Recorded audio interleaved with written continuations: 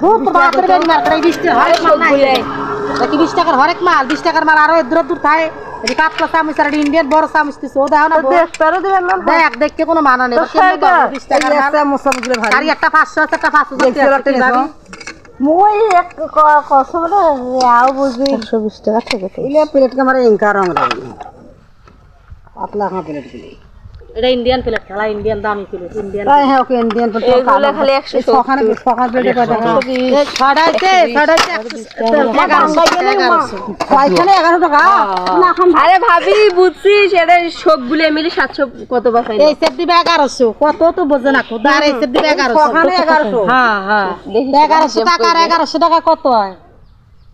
তোমরা কোনরা বুঝবে এক সেট দিতে 1100 টাকা হয় আর সেট 1100 টাকা